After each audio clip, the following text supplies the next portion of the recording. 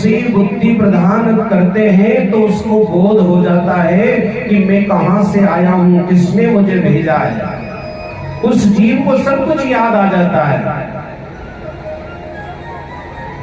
वो भगवान से प्रार्थना करता है, हे प्रभु मुझे इस नरक से बाहर निकालो। हमारे शास्त्रों में लिखा है कि जो कष्ट मां के पेट में उस शिशु को होता है ना, न भूत और न भविष्यति, ना तो कभी हुआ होगा ना कभी होगा, इतना कष्ट उस शिशु को होता है मां के पेट में। अरे जब प्रातः काल उठकर मां गरम गरम चाय पीती है ना, तो वह भी उस शिशु के ऊपर जाता है।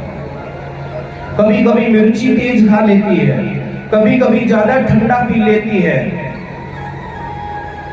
वह जीव पेट में तड़पता है और भगवान से प्रार्थना करता है, हे नाथ इस नरक से मुझे बाहर निकालो, इस नरक से मुझे बाहर निकालो। मैं बाहर आना चाहता हूँ और बाहर आकर मैं आपका खूब भजन करूंगा, खूब भजन करूंगा। इस प्रकार प्रार्थना करते करते 2 महीने निकल जाते हैं और जब 9वां महीना पूरा होता है तो सुषुम्ना नाम की नाड़ी से संपर्क टूट जाता है और महाराज जी गर्भ के द्वारा ये जीव पृथ्वी पर आ जाता है।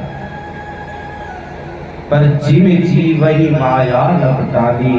जैसे ही जीव का प्रादुर्भाव हुआ, बाहर आया, विष्णु की माया उस पर अपना अधिकार बना लेती है।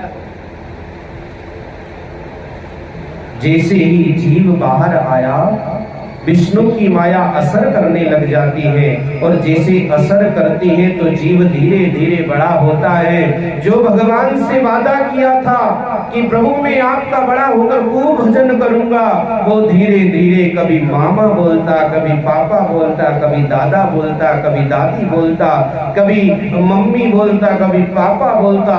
उसमें ऐसा उलझ जाता है, ऐसा उलझ जाता है कि उसे जो पेट में भगवान से वादा किया था वो भूल जाता है। धीरे धीरे बड़ा हुआ, स्कूल में पढ़ने भेज देते हैं। जैसे ही पढ़ाई हुई विवाह कर देते हैं, बीवी बाल बच्चे आ जाते हैं। धीरे धीरे उनकी विवाह की चिंता होने लगती है और विवाह की चिंता होते ही बेटों का विवाह कराने के बाद जब बूढ़ा शरीर हो जाता है तो अंत में भी भगवान का भजन नहीं करता और अंत में जैसे आता है वैसे ही चला भी जाता है। विचार करो, हम भगवान को भी धोखा दे रहे हैं। ये साउंड बंद है, हम भगवान को भी धोखा दे रहे हैं। जिस प्रकार हम आते हैं वैसे ही हमें